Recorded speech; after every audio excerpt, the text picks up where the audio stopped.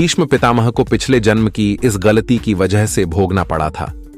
कष्ट। नमस्कार मित्रों, जय श्री कृष्णा, राधे राधे। स्वागत है आपका हमारे इस हे दीनानाथ 231 यूट्यूब चैनल पर। भीष्म पितामह महाभारत के सबसे महत्वपूर्ण पात्र माने जाते हैं। वह महाराजा शांतनु और मां गंगा की संतान थे।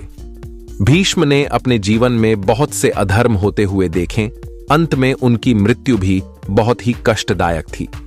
भीष्म पितामह का नाम उनके माता पिता ने देवव्रत रखा था, लेकिन अपने पिता शांतनु का विवाह करवाने के लिए उन्होंने आजीवन ब्रह्मचर्य का प्रण ले लिया। देवव्रत की इस पितृभक्ति को देखकर उनके पिता शांतनु ने उन्हें इच्छा मृत्यु का वरदान दिया। वरदान देते हुए महाराज शांतनु ने अपने पुत्र देवव्रत को एक नया नाम दिया और कहा कि अब से संसार तुम्हें भीष्म के नाम से जाना जाएगा।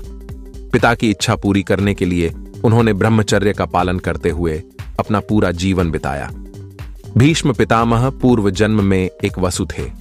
वह अपनी पत्नी और कुछ साथी वसुओं के साथ मेरु पर्वत पर घूमने गए। उस पर्वत पर महर्षि वशिष्ठ जी का आश्रम था। उस समय आर्षि वशिष्ठ अपने आश्रम से बाहर गए हुए थे, लेकिन कामधेनु गाय की बछड़ी नंदिनी गाय ऋषि वशिष्ठ के आश्रम में बंधी हुई थी। उस गाय को देखकर धौ नामक वसु की पत्नी ने उस गाय को पाने की जिद की। पत्नी की बात मानकर वसु ने आश्रम से गाय को चुरा लिया। जब ऋषि वशिष्ठ वापस अपने आश्रम आए तो बछड़ी नंदिनी को वहां न देख अपनी दिव्य दृष्टि से यह जान लिया कि उनकी गाय को किसने चुराया है। ऋषि वशिष्ठ यह सब देखकर बहुत क्रोधित हो उठे और वसुओं को यह श्राप दिया कि उन्हें मनुष्य के रूप में जन्म लेना होगा। जिसके बाद सभी वसुओं ने ऋषि वशिष्ठ से माफी मांगी। ऋषि वशिष्ठ ने सभी को माफ कर दिया और कहा कि जल्द ही उन्हें मनुष्य जीवन से मुक्ति मिल जाएगी, लेकिन धौ वसु को लंबे समय तक संसार में रहकर सांसारिक दुख भोगना पड़ेगा। राजा शांतनु से विवाह करने से पहले मां गंगा ने उनसे यह वचन लिया था कि वह जो भी करेंगी राजा शांतनु उनसे कोई प्रश्न नहीं करेंगे।